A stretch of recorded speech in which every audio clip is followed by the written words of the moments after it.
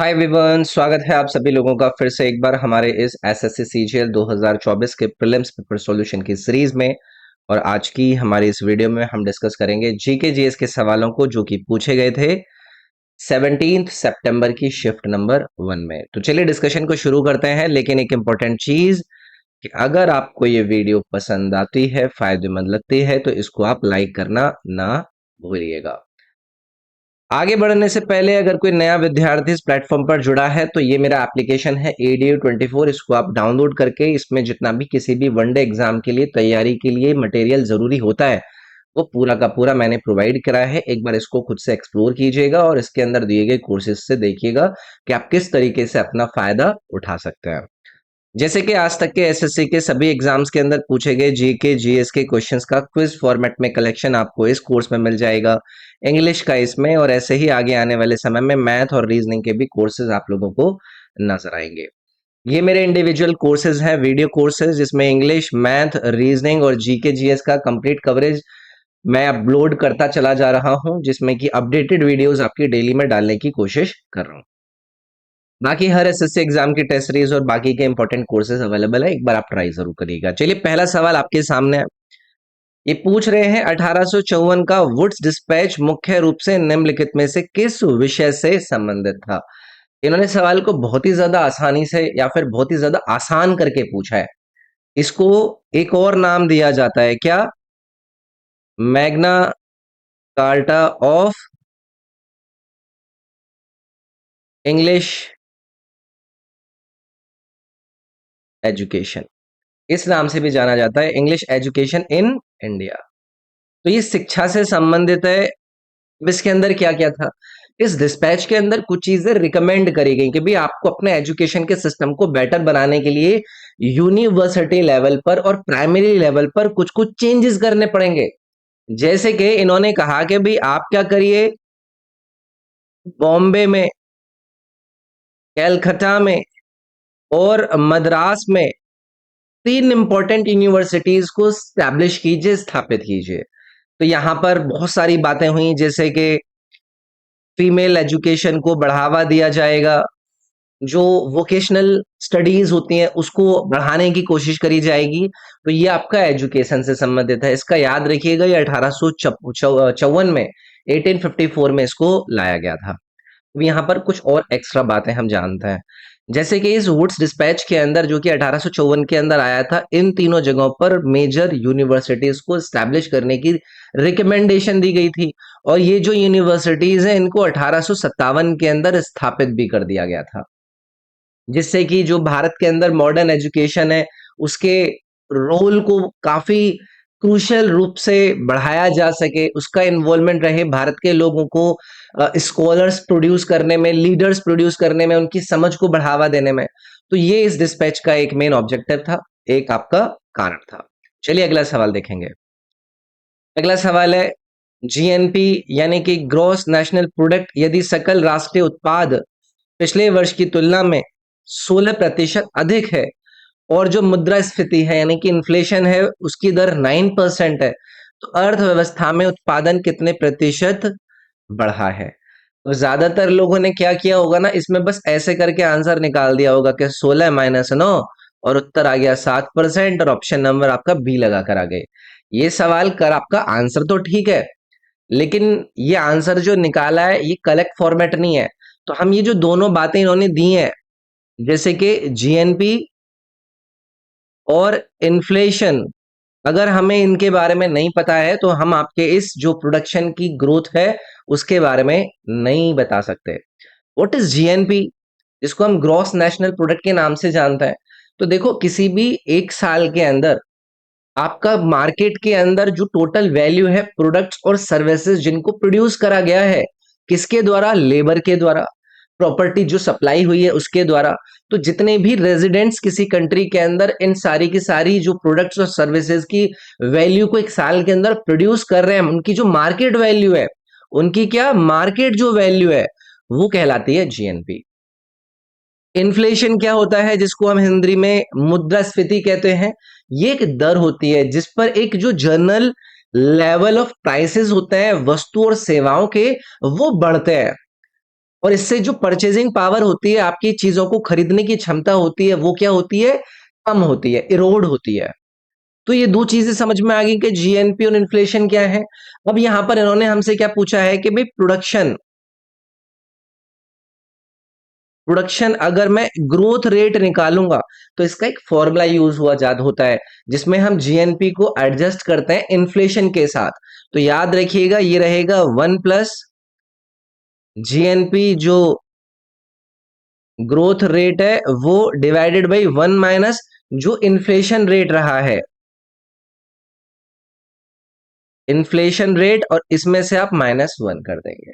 तो इसको आप सिंप्लीफाई करेंगे ना, तो ग्रोथ रेट कितनी है? 16%, यानी कि 0.16। तो ये आ जाएगा 1 प्लस 0.16, और नीचे आ जाएगा 1 माइनस ये कितना है? 0.9, यानी कि 0.09। और इसमें से आपको -1 करना पड़ेगा। इसको सिंप्लीफाई करोगे तो ये अप्रोक्सीमेटली आपका 7% के करीब ही आएगा। ठीक है, तो ये थोड़ी सी बात हमने इकोनॉमिक्स से रिलेटेड यहाँ पर जान ली। ये भी एक अच्छी सवाल के रूप में आपको दिया गया था, थोड़ा टफ था लेकिन आंसर लोगों ने निकाल लिया था वो माइनस करके सीधे सीधे। अगला, जब पतला सल्फ्यूरिक अम्ल यानी कि एक डाइल्यूट सल्फ्यूरिक एसिड मैग्नीशियम से अभिक्रिया करता है तब कौन सी गैस निकलती है? भाई केमिस्ट्री के अंदर ये वाली रिएक्शन को बहुत बार आपने सुना होगा। H2SO4 के साथ हम मैग्नीशियम की रिएक्शन करवा रहे हैं, तो यहाँ पर आपका जो गैस निकलती है वो कौन सी होती है? आपका हाइड्रोजन, और साथ में आता है आपका MgSO4। तो ये याद रखिएगा, यहाँ पर हाइड्रोजन गैस आपको रिलीज होती हुई नजर आती है, सी ऑप्शन को इसका करेक्ट कर देती है। तो जैसे ये मैग्नीशियम होता है ना, ये बहुत ज्यादा रिएक्टिव मेटल होता है जो कि डाइल्यूट एसिड्स के साथ बहुत तेजी से ये रिएक्ट करता है, तो याद रखेंगे इसको।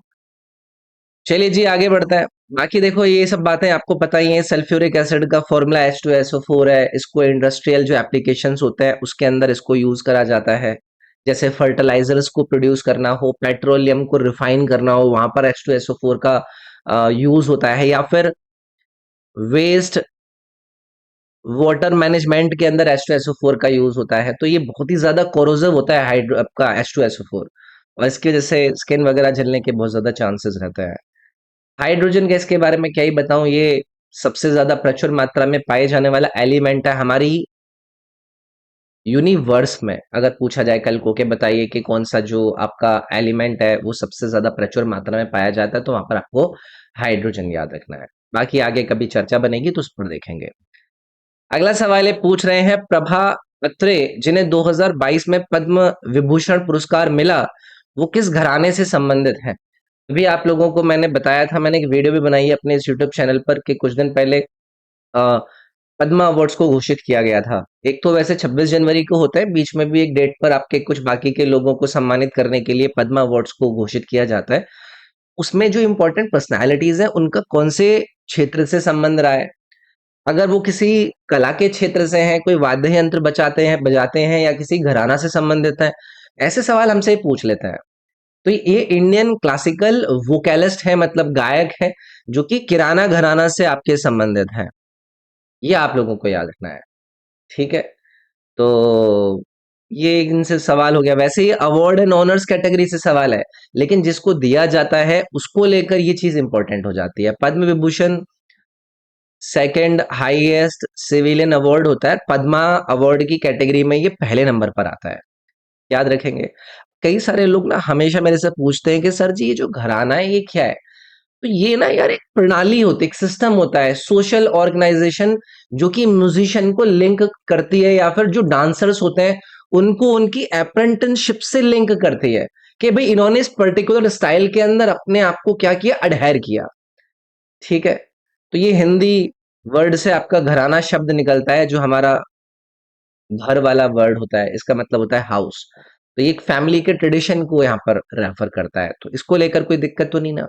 जैसे एक किराना घराना घराना पर हमारा जिक्र हुआ है, तो ये सबसे प्रोमिनेंट घराना है हिंदुस्तानी क्लासिकल म्यूजिक के अंदर। यहीं पर एक और सवाल चलो पूछता हूँ लगे हाथों, इस किराना घराना को किसके द्वारा स्थापित करा गया था? तो उस्ताद अब्दुल करीम खान का नाम याद रखिएगा, उस्ताद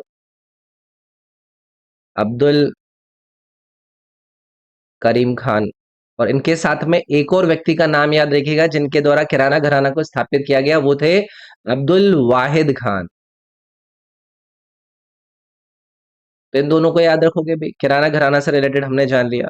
और भी इन्होंने दिए हैं, बाकी उन पर कभी और चर्चा करेंगे। पद्म विभूषण को लेकर मैंने आपको बता दिया, सेकंड हाईएस्ट सिविलियन अवार्ड है, और पद्मा की कैटेगरी में ये आपका पहले नंबर पर आता है। कोई भी ऐसा व्यक्ति जिसने किसी भी फील्ड के अंदर, चाहे वो गवर्नमेंट की सर्विस हो, आर्ट हो, लिटरेचर हो, साइंस हो, पब्लिक अफेयर्स हो, उसके अंदर अपना योगदान दिया हो, तो उसको ये पद्मा अवार्ड दिया जाता है। 1954 में इनको गठित किया गया था। चलिए जी आगे बढ़ते हैं, बहुत हुआ इससे जानकारी। पेशावर के पास मर्दान से प्राप्त तख्तगाही शिलालेख किस राजवंश के शासन को दर्शाता है? यार ये जो आपके इंस्क्रिप्शंस होते हैं, इनसे हमें हमारे मिडिवल इंडियन हिस्ट्री या फिर एंशिएंट इंडियन हिस्ट्री की किसी भी डायनेस्टी के रूलर्स के बारे में बहुत ज्यादा जानकारी मिलती है। तो यहाँ पर आपसे पूछा है तख्ते बाही जिसको मर्दान नियर पेशावर रिकवर करा गया, ये कौन सी डायनेस्टी से संबंधित है? तो इसमें आप पार्थियंस डायनेस्टीज को याद रखिएगा।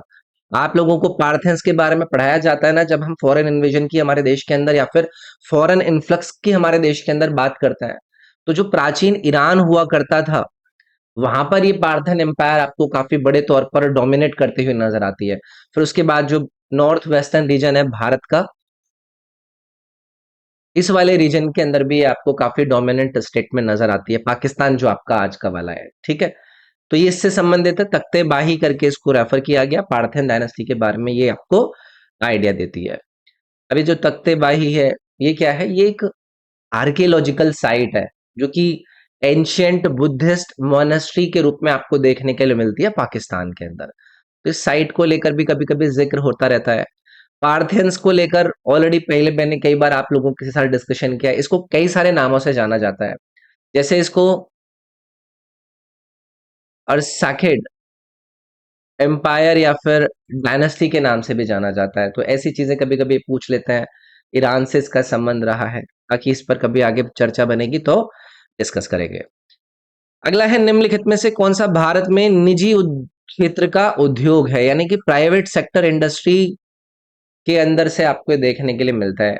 यार प्राइवेट सेक्टर इंडस्ट्री हो या फिर पीएसयू यानी कि जो पब्लिक सेक्टर इंडस्ट्री है, उन दोनों के बीच में तो डिफरेंस हमें पता ही होगा कि कौन क्या होता है, किसके अंदर क्या क्या काम होता है। तो यहाँ पर इन्होंने आपको Tata iron and steel company का नाम दिया है। ये आपकी क्या है? एक प्राइवेट सेक्टर इंडस्ट्री है। इसको आप याद रखिएगा। 1907 के अंदर इसको स्थापित करा गया था। इसका हेडक्वार्टर भी याद रखिएगा, ये मुंबई महाराष्ट्र के अंदर इसका हेडक्वार्टर है।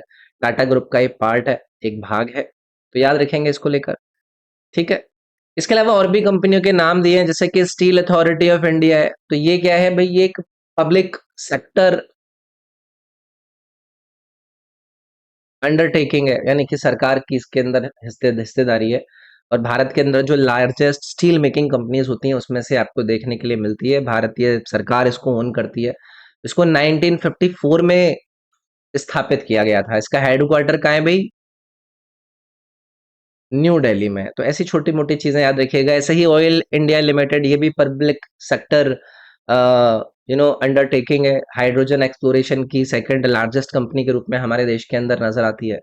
तो इन चीजों को बाकी कभी डिस्कस करेंगे, लेकिन फिलहाल हमने यहाँ पर सिर्फ प्राइवेट सेक्टर इंडस्ट्री के बारे में पूछा, जो कि Tata iron and steel company थी, जिसमें कि कोई सरकार की हिस्सेदारी नहीं है। भारत में पहली बार प्रो कबड्डी लीग की शुरुआत कब हुई? जो भी लोग कबड्डी को काफी अच्छे से फॉलो करते हैं उनको पता है, 2014 से इस प्रो कबड्डी लीग को स्टैब्लिश किया गया था, इसका उद्घाटन हुआ था। इसका उद्देश्य यही था कि भाई जो स्पोर्ट कबड्डी है उसको क्या करा जा सके, पॉपुलराइज करा जा सके, उसको ज्यादा से ज्यादा देश के लोग खेले, अंतरराष्ट्रीय प्लेटफॉर्म पर ये वाला गेम खेला जाए, तो इसलिए ये इंपॉर्टेंट है। इससे पहले ना, मतलब 2014 के अंदर आने से पहले 2008 में या 6 में ना एशियन गेम्स के अंदर कबड्डी बहुत ज्यादा फेमस रहा था। तो उसके बाद लोगों ने सोचा कि भाई इसको थोड़ा सा मतलब और प्रमोट किया जाए। चलिए अगला सवाल है, निम्नलिखित में से कौन सी भारतीय महिला मुक्केबाज में आईबीए की अध्यक्ष और मतदान सदस्य चुनी गई थी? तो यार ये अपॉइंटमेंट रिलेटेड जो आपके करंट अफेयर के सवाल बनते हैं उनसे रिलेटेड है। वो इंडियन वुमेन बॉक्सर का नाम बताइए जिसको एक चेयरपर्सन एंड वोटिंग मेंबर बनाया गया इंटरनेशनल बॉक्सिंग एसोसिएशन का 2022 में। इसमें है भाई हमारी लवलीना बोरगोहेन, इनको याद रखिएगा। तो इन्होंने 2020 के जो टोक्यो ओलंपिक्स हुए थे उसमें ब्रोंज मेडल जीता था ना। तो ऐसी चीजें आप लोगों से पूछ लेते हैं, तो याद रखेंगे। ये अपॉइंटमेंट रिलेटेड एक इंपॉर्टेंट सवाल बन गया। यहाँ पर आईबीए की बात हुई है, इंटरनेशनल बॉक्सिंग एसोसिएशन की बात हुई है। कई सारे इसके पहले नाम हुआ करते थे, इसको पहले एआईबीए के नाम से जानते थे। अलग अलग मतलब रूप में इसको रीनेम किया गया है। एक अंतरराष्ट्रीय स्तर पर एक बॉडी है जो कि बॉक्सिंग से संबंधित जितने भी टूर्नामेंट्स वगैरह होते हैं उनका आयोजन कराती है। इसको 1946 में स्थापित किया गया था। ये एक चीज अगर आप लोगों को याद रह जाए तो ठीक है। अगला सवाल है, कथक नृत्य से संबंधित भारतीय शास्त्रीय नृत्यांगना की पहचान कीजिए। इंडियन क्लासिकल डांसर जिनका संबंध कथक से है, तो आपके अलग अलग प्रकार के जो क्लासिकल डांसेस हैं उनसे संबंधित पर्सनालिटीज के नाम पूछ लिए जाते हैं, तो उसमें ये रोहिणी भट्टे का नाम याद रखना है। कथक से इनका संबंध रहा है, इसमें इनकी एक्सपर्टाइज रही है। इनके ना एक डिसिपल हुआ करते थे, मतलब सॉरी इनके गुरु हुआ करते थे। आपने उनका नाम भी सुना होगा, शंभू महाराज।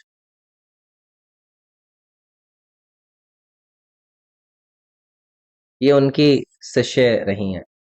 तो ये भी चीज अगर आप याद रखें, शंभू महाराज का याद रखेंगे और रोहिणी भाटे का नाम याद रखेंगे, कुछ भी कल को हो सकता है पूछ ले। अगला सवाल है, निम्नलिखित में से कौन मुगल सम्राट बाबर का उत्तराधिकारी था, यानी कि successor of Mughal emperor Babur. यार ये सारी चीजें आप लोगों को पता है ना। बाबर ने ही तो हमारे देश के अंदर मुगल एम्पायर को स्थापित किया था। कब किया था? 1526 में किया था। इसके बाद इसका बेटा कौन, हुमायूं, गद्दी पर बैठता है इस आपके मुगल एम्पायर की। तो यहाँ पर ही आपका ऑप्शन नंबर डी करेक्ट हो जाता। तो ये हुमायूं के टाइम पे बहुत ज्यादा इसको प्रॉब्लम हुई थी, क्योंकि नया नया इन्होंने अपना कंपनी खोली थी देश के अंदर। अब आसपास के लोग थोड़ा सा अटैक करते हैं, कोशिश करते हैं कि भी चलो एक बार कोशिश करी जाए इसको थोड़ा सा परेशान करने की, इसकी जगह पर कोई आएगा। फिर शेरशाह सूरी आकर इसको हड़काता है। फिर 1556 में दोबारा से आता है। ठीक है, ये 1530 में निकल लेता है, फिर 1556 में वापस से आता है, अटैक करता है। फिर इसकी एक्सीडेंट वगैरह हो जाता है, फिर इसकी डेथ हो जाती है। इस पर फिर बहुत बार हमने चर्चा करी है। अगला सवाल है, ब्रिटिश संसद ने भारतीय उच्च न्यायालय अधिनियम किस वर्ष में पारित किया था? British parliament introduced Indian high court act in which of the following year. तो देखो, अंग्रेज जब हमारे देश के अंदर थे, कई सारे एक्ट आते रहते थे, उसी में से ये है इंडियन हाई कोर्ट्स एक्ट। इसको ब्रिटिश पार्लियामेंट के अंदर इंट्रोड्यूस किया गया था 1861 में। इंपॉर्टेंट है। और इसी एक्ट के जरिए जो भारत के अंदर हाई कोर्ट है उनको पहली बार क्या करा गया था? स्थापित करा गया था। तो जो पहले supreme court of Calcutta, Bombay और मद्रास हुआ करते थे ना, उनको रिप्लेस करके ये हाई कोर्ट्स फिर सामने आए थे, जिससे कि जो ओरिजिनल जुरिस्डिक्शन होती है उसके अंदर एक बहुत बड़ा चेंज होता है, और भारतीय जो न्याय प्रणाली है उसके अंदर एक ही बहुत बड़ा शिफ्ट आपको देखने के लिए मिलता है। तो ये 1861 से संबंधित है। ठीक है, चलिए आगे बढ़ेंगे। भारत का निर्वाचन आयोग निम्नलिखित में से किस वर्ष स्थापित किया गया था? हम इलेक्शन कमीशन ऑफ इंडिया की फाउंडेशन की बात कर रहे हैं। इसको स्थापित करा गया था 25 जनवरी को। और इस साल कौन सा है? ये है 1950। इंपॉर्टेंट है। तो क्या होती है भाई इलेक्शन कमीशन ऑफ इंडिया, यानी कि निर्वाचन आयोग? ये ऑटोनोमस संवैधानिक अथॉरिटी है जो कि हमारे देश के अंदर नेशनल और राज्य लेवल पर होने वाले जितने भी एडमिनिस्ट्रेटिव इलेक्शंस होते हैं उनको क्या कराती है? ये कराती है, मतलब उनको कंडक्ट कराती है। तो फ्री और फेयर इलेक्शन कराने का इनको टास्क दिया गया होता है। ये वाली बातें आपको पता ही है, इन पर पहले भी बहुत सारी चर्चाएं हम कर चुके हैं। आर्टिकल आप लोगों के लिए इंपॉर्टेंट है यार, अनुच्छेद संविधान का 324 नंबर याद रखिएगा। इसके अंदर जो चुनावों को कराना, उनको डायरेक्ट करना, उनको कंट्रोल करना, इन सबकी पावर किसको दी जाती है? सिलेक्शन कमीशन को दी जाती है। तो 324 याद रखना है आपको। ठीक है, चलिए आगे बढ़ेंगे। अगला सवाल है, ये मिलान करना है। ये लिस्ट 1 है, ये लिस्ट 2 है। आपको देखते हैं कि इसमें क्या क्या चीजें पूछी हैं। इन्होंने इधर साल दिए हैं। 7th trade policy review, Indian Republic of Korea comprehensive economic partnership agreement कब हुआ, Indian gulf cooperation council free trade agreement कब साइन हुआ, global system of trade preference को कब साइन किया गया।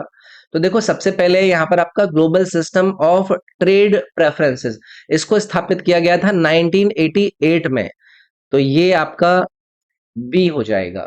सो दैट के जितने भी डेवलपिंग कंट्री हैं उनके बीच में क्या करा जा सके, ट्रेड को डेवलप कराया जा सके। फिर उन्होंने दिया है India gulf cooperation council free trade agreement. इसको आपका लाया गया था 2004 में। ये 1 का हो गया, ये आपका 2 का हो गया। सो दैट के भारत और जितने भी आपके ये गल्फ कोऑपरेशन काउंसिल के मेंबर्स हैं ना, उनके बीच में क्या करा जा सके, ट्रेड को और ज्यादा इनहेंस किया जा सके। फिर है ये India Republic of Korea comprehensive economic partnership agreement, इसको करा गया था भाई 2010 में। तो ये हो जाएगा आपका तीसरा वाला। तो ये भी याद रखेंगे, इसमें जो साउथ कोरिया के साथ ट्रेड वगैरह है उसको बढ़ावा देना, उसको और ज्यादा प्रमोट करना। फिर ये 7th ट्रेड पॉलिसी रिव्यू है, ये 2021 के अंदर आई थी। तो ये करंट अफेयर से रिलेटेड टाइप का हो गया।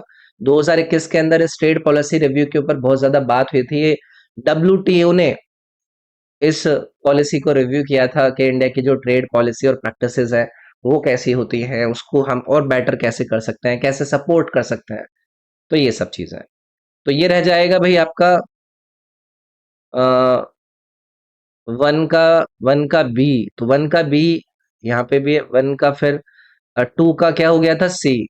2 का सी। तो ये वाला जो ऑप्शन है 4th वाला, ये आपका करेक्ट हो जाता है इसमें। ठीक है, चलिए भाई, शतरंज में उपयोग किए जाने वाली सफेद गोटियों की संख्या इसमें से कौन सी संख्या सबसे अच्छे से दर्शाती है? Which of the following number best describes the number of white pieces used in chess? भाई चेस के अंदर जो प्लेयर होता है वो किससे स्टार्ट करता है, वो 16 पीसेस से स्टार्ट करता है। तो यहाँ पर ये जो 16 वाला ऑप्शन है ये इसमें करेक्ट रहेगा। 16 पीसेस में आपके कौन कौन से होता है, एक तो किंग हो गया उसके पास, एक क्वीन हो गई, ये तो सबको पता है। और फिर आपके दो जो होते हैं आपके घोड़े होते हैं, अब उनको घोड़े को इंग्लिश में क्या कहते हैं वो नहीं पता है, मैं यहाँ पर हॉर्स लिख देता हूँ। दो आपके हाथी होते हैं, और क्या होता है आपका, आपके हाथी घोड़े ऊंट भी होता है, दो आपके ऊंट हो गए, कैमल हो गए, है ना। तो दो और ये 8, और 8 के आगे फिर वो 8 सिपाही होते हैं, तो 8 और 8 16। तो ये टोटल 16 क्या होती हैं, ये गोटियां होती हैं जिनको खेलते हैं। ठीक है, तो व्हाइट में भी इतने हैं और ब्लैक में भी इतने हैं।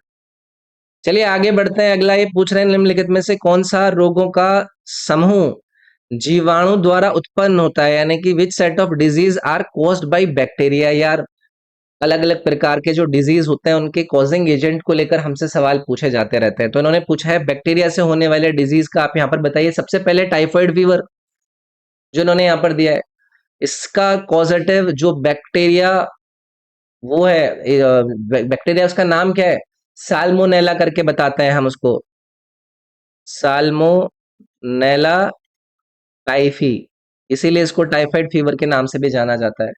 तो ये जो कंटेमिनेटेड खाना या पानी वगैरह होता है उससे ये फैलता है। ऐसे ही ये जो आपका हैजा है, कोलेरा, ये भी बैक्टीरिया से होता है, ट्यूबरक्लोसिस है, ये सारे के सारे बैक्टीरिया से होने वाले हैं।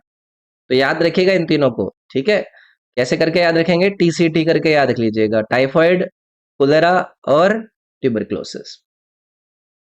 चलिए जी आगे बढ़ते हैं। निम्नलिखित में से कौन सी पहाड़ी पूर्वी घाट में स्थित है? ईस्टर्न घाट्स में स्थित आपको हिल का नाम इन 4 में से बताना है। आसान है, बहुत ही आसान है। ये जो शेवरॉय की पहाड़ियां हैं ये आपकी ईस्टर्न घाट में आती हैं, जो कि तमिलनाडु के अंदर मुख्यतः आपको देखने के लिए मिलती हैं। ठीक है, यहाँ पर कॉफी वगैरह के जो प्लांटेशन होते हैं वो बहुत ही ज्यादा, मतलब वाइड स्प्रेड रूप पर यहाँ पर देखने के लिए मिलता है। यहाँ पर एक बहुत बड़ा एक हिल स्टेशन भी है, किसी को पता है, यरक्वाद। यरक्वाद ऐसे करके एक हिल स्टेशन है, इसका काफी नाम वगैरह होता है। तो याद रखेंगे इसको यार, है ना। इसको लेकर कोई दिक्कत तो नहीं है ना। बाकी देखो इन्होंने और भी, जैसे ईस्टर्न घाट्स की बात करते हैं तो हमारे देश के अंदर ये वाला जो क्षेत्र होता है यहाँ पर जो एक्सटेंशन है इनको ईस्टर्न घाट्स कहा जाता है। इधर वाले एक्सटेंशन में आपको वेस्टर्न घाट नजर आता है, ये पता आपको होंगे। मीजो की पहाड़ियों को लेकर आपको पता है इनको कई सारे नामों से जाना जाता है। तो ये हमारे नॉर्थ ईस्टर्न राज्य के मिजोरम में आपकी मीजो हिल्स पड़ती है। ऐसे ही एक खासी हिल्स को लेकर बहुत ज्यादा चर्चा होती है, ये भी हमारे नॉर्थ ईस्टर्न भारत के राज्यों के अंदर नजर आता है, स्पेशली मेघालय में आपको देखने के लिए मिलती है खासी हिल। और फिर उसके बाद है अनाईमुड़ी पहाड़ी, ये आपकी कहां पर है, ये आपकी हाईएस्ट पीक है, किसकी, वेस्टर्न घाट की हाईएस्ट पीक। नहीं बुढ़ी, इस पर सब पर चर्चा हो रखी है हमारी। अगला सवाल है, पार्युषण उत्सव निम्नलिखित में से किस समुदाय के लोग मनाते हैं? Paryushan festival is celebrated by people of which of the following communities. तो फेस्टिवल रिलेटेड जो आपकी चर्चाएं आती हैं, प्लीज इनको याद रखिएगा। ये जैन धर्म के लोग इसको सेलिब्रेट करते हैं। तो ये जो श्वेतांबर इनका संप्रदाय होता है ना, जो सेक्ट होता है, उसके लोग इसको 10 दिन के लिए इस फेस्टिवल को वो करते हैं, सेलिब्रेट करते हैं। अच्छा, इसका हो सकता है कल को ये मतलब भी पूछ ले, जैसे कि पार्यूशन यहाँ पर एक शब्द दिया गया है ना, इसका हो सकता है ये मतलब पूछना है कि इस शब्द का मतलब क्या है। इसका मतलब है to stay in one place, एक स्थान में स्टे करना। तो ये बातें कल को पूछ ले तो इसको याद रखेंगे। इनकरेक्टली मैच्ड पेयर आपको इन चार में से ढूंढने के लिए पूछ रहे हैं। जैसे कि पहला इन्होंने स्टार्च को किससे संबंधित किया है? एग यॉक से। भाई स्टार्च जो है वो एक कार्बोहाइड्रेट होता है, ठीक है। और इसके अंदर आपको बहुत बड़े नंबर में ग्लूकोज यूनिट्स नजर आती हैं, जो कि ग्लूकोज बॉन्ड के साथ बंधी हुई होती हैं। तो जितने भी ग्रीन प्लांट्स होते हैं वो एनर्जी स्टोर करने के रूप में आपका इसको प्रोड्यूस करते हैं। इसमें एग योग के साथ इसका करेक्ट मैच नहीं है। एग योग के अंदर आपको स्टार्च देखने के लिए नहीं मिलता है। एग योग के अंदर तो आपको प्रोटीन और फैट देखने के लिए मिलता है, ठीक है। तो पहला वाला ही गलत हो गया जी। बाकी माल्टोज आपका व्हीट, कॉर्नमील और बार्ले में, फ्रक्टोज आपका ग्रेप्स में, लैक्टोज आपका मिल्क में, ये तीनों आपके करेक्ट थे। उन पे भी नजर डाल लेंगे। अगला है, एमपी लेट्स योजना किस वर्ष लागू की गई थी? एमपी लेट्स स्कीम को लेकर ये पूछ रहे हैं कब इंप्लीमेंट करी गई थी। देखो, ये स्कीम्स वगैरह ना चर्चाओं में रहती हैं। जैसे कि ये एमपी लेट्स क्या होता है? ये है member of parliaments local area development scheme. MP मतलब मेंबर ऑफ पार्लियामेंट्स, लेट्स मतलब लोकल एरिया डेवलपमेंट स्कीम, ठीक है। तो इसको 2000 नहीं, 1993 में इसको शायद लॉन्च किया गया था। दिसंबर 1993 में इसको लॉन्च किया गया था। तो इसमें यह है कि भाई जितने भी एमपी है उनको क्या करना है? उनको इनेबल करना है कि भाई आप अपने जो कॉन्स्टिट्युएंसीज हैं जहां से आप चुनकर आए हैं वहां पर अपनी उस कम्युनिटी के बेटरमेंट के लिए कुछ क्या कीजिए, काम कीजिए। इसमें हर जो एमपी होता है उसको ना 5 लाख रुपए सालाना दिए जाते हैं, और उसको अब बढ़ाकर कितना कर दिया जा चुका है? 5 करोड़ कर दिया जा चुका है। तो इनको अपनी कॉन्स्टिट्यूएंसी में कार्य करने के लिए ये पैसा आवंटित होता है इस स्कीम के अंतर्गत में, ठीक है। चलिए अगला सवाल है, निम्नलिखित में से कौन सा कर्तव्य भारतीय संविधान द्वारा मौलिक कर्तव्यों के रूप में निर्धारित नहीं किया गया है? तो एक एक करके सभी को पढ़ लेता है। टू डिफेंड द कंट्री, ये हमारे इंडियन कॉन्स्टिट्यूशन के अंदर प्रिस्क्राइब है। तो ठीक है, तो ये तो आपका नहीं इसमें जाएगा क्योंकि उन्होंने पूछा है नॉट प्रिस्क्राइब्ड। इनकम टैक्स को लेकर कोई बात नहीं है। वोट इन इलेक्शन को लेकर मौलिक कर्तव्यों के अंदर कोई बात नहीं है। पब्लिक प्रॉपर्टी को सेफ गार्ड करना, नहीं नहीं, पब्लिक ये है ना, ये वाला। तो पे इनकम टैक्स और वोट इन इलेक्शन ये दोनों नहीं है। सेफ गार्ड पब्लिक प्रॉपर्टी तो है ना, तो 2 और 3, यानी कि ये वाला जो ऑप्शन है ये करेक्ट हो जाता है, क्योंकि इन्होंने नॉट प्रिस्क्राइब्ड पूछा था। भाई मौलिक कर्तव्यों को लेकर आपकी चीजें जो जो हैं, जो 11 फंडामेंटल ड्यूटीज हैं हमारे 51A नंबर आर्टिकल के अंदर, उसमें आपको नजर आती हैं। फंडामेंटल ड्यूटीज पर बहुत ज्यादा चर्चा कर चुके हैं। 42वां संवैधानिक संशोधन जो कि 1976 में आया, उसके जरिए स्वर्ण सिंह कमेटी के रिकमेंडेशन के आधार पर इसको पहले शुरुआत में 10 थी, फिर एक और आ गई। एक और कब आई थी? 2002 में आई थी। ये कौन सा अमेंडमेंट था? ये 86 अमेंडमेंट था। इन पर कई बार चर्चा कर चुके हैं हम।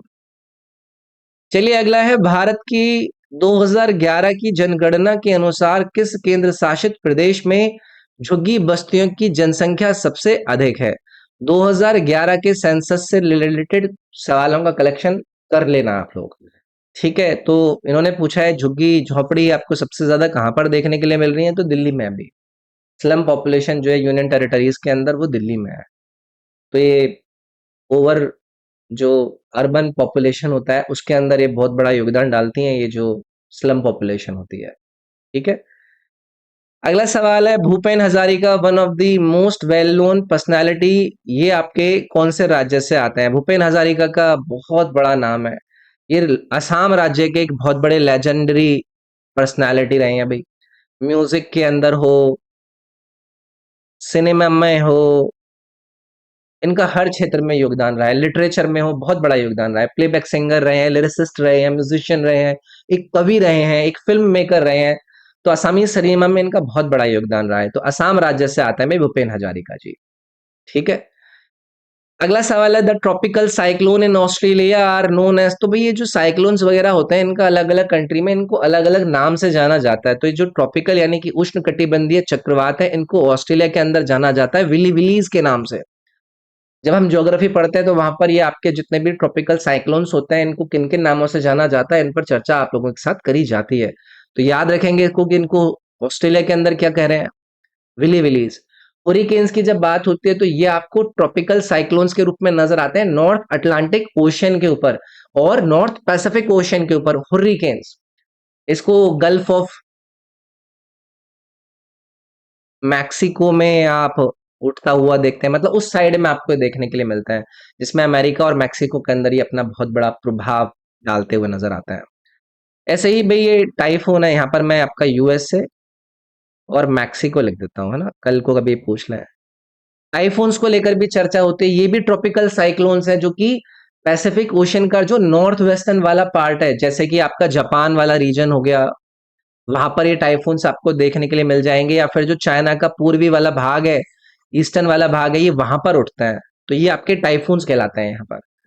फिर आपको यहाँ पर इन्होंने साइक्लोन्स दिया है। साइक्लोन्स एक जर्नल टर्म है जो कि एक रोटेटिंग जो ऑर्गेनाइज सिस्टम होता है क्लाउड्स का, उसके बारे में आपको देखने के लिए मिलता है। तो ये भी है। ठीक है, ये साउथ पैसिफिक ओशन के अंदर आपको नजर आता है। चलिए भी आगे बढ़ते हैं। कैलोरीमीटर एक छोटा कंटेनर होता है जो किसकी पतली शीट से बना होता है जिसकी तापीय चालकता अच्छी होती है। कैलोरीमीटर एक स्मॉल कंटेनर है जो कि थिन शीट ऑफ किसके साथ मिलकर बना होता है जिसकी थर्मल कंडक्टिविटी बहुत अच्छी होती है। तो भाई ये कॉपर का बना हुआ होता है। ठीक है, कॉपर को उसकी जो थर्मल कंडक्टिविटी है उसको लेकर बहुत अच्छे से जाना जाता है। तो इसको जितने भी हीट ट्रांसफर के अंदर कुशल एप्लीकेशंस होते हैं वहां पर आप कॉपर को यूज करते हैं। ठीक है। अब जैसे कैलोरीमीटर का इन्होंने यहाँ पर जिक्र किया है, तो कैलोरीमीटर जो होता है वो क्या होता है, एक आपको हीट जो इसेंशियल आपको चाहिए उसका एक क्विक और एक्यूरेट मेजरमेंट करने का काम करता है। तो ये कैलोरीमीटर तांबे का बना हुआ होता है, उसको लेकर यहाँ पर सवाल बन गया। ये है भाई इस शिफ्ट का जीके जीएस का अंतिम सवाल। प्रधानमंत्री किसान सम्मान निधि योजना में लाभार्थियों को हर साल कितनी राशि प्रदान की जाती है। हर योजना से संबंधित जो आपके फैक्ट है वो आपको पता होने चाहिए। प्रधानमंत्री किसान सम्मान निधि योजना के बेनिफिशरीज को कितने पैसे हर साल प्रोवाइड करे जाते हैं। तो भैया ये केंद्रीय सरकार की स्कीम है, भारतीय सरकार ने इसको लॉन्च किया था, जिसमें 6,000 रुपए पर ईयर जितने भी फार्मर फैमिलीज हैं उनको अक्रॉस द कंट्री प्रोवाइड करने की बात है। इनको 3 इंस्टॉलमेंट में प्रोवाइड कराया जाता है, 2000 करके 3 इंस्टॉलमेंट ये जाती हैं जो कि सीधे आपके बैंक अकाउंट में पहुंचती हैं। इसमें वही है कि जो किसान है उनको फाइनेंशियल सपोर्ट दिया जा सके जिससे कि वो अपनी जो क्रॉप्स वगैरह है, वैसे इतने पैसे में क्या ही होता है, बट ठीक है, कुछ ना से कुछ ठीक है। अच्छा, इसकी लॉन्च डेट पूछी जा सकती है, कब लॉन्च करा गया था इसको। 2019 में लॉन्च किया गया था प्रधानमंत्री किसान सम्मान निधि योजना। तो मिनिस्ट्री ऑफ एग्रीकल्चर और फार्मर्स वेलफेयर के अंतर्गत इसको लाया गया था। तो ये थे भाई 25 सवाल आप लोगों के। आई होप मजा आया होगा। 17 सितंबर के शिफ्ट 1 के जीके जीएस के क्वेश्चंस का हुआ खात्मा। सेशन कैसा लगा हो कमेंट करके जरूर बताइएगा। सेशन को लाइक भरी कर दीजिएगा और बाकी की जो भी इंपॉर्टेंट शिफ्ट है उनके लिंक भी इस वीडियो के डिस्क्रिप्शन में, बाकी मेरे इंस्टाग्राम का भी लिंक इस वीडियो के डिस्क्रिप्शन में। वहां पर जाकर आप लोगों को अगर किसी भी गाइडेंस, कोई भी गाइडेंस आपको चाहिए आप मुझे मैसेज कर दीजिएगा। और भी कोई बात हो तो आप मेरे से बात कर लीजिएगा। ठीक है, टेलीग्राम वगैरह, प्लेलिस्ट वगैरह सबके लिंक है इस वीडियो के डिस्क्रिप्शन में। मेरा ये एप्लीकेशन, इस एप्लीकेशन का भी डायरेक्ट लिंक मेरे वीडियो के डिस्क्रिप्शन में है। बाकी इसमें जितने भी कोर्स हैं वो सब चीजें आपको एप्लीकेशन पर नजर आ जाएंगी। इस पर मैं ऑलरेडी आपको बता कर आया था। तो चलिए इसको खत्म करते हैं सेशन को। Thank you.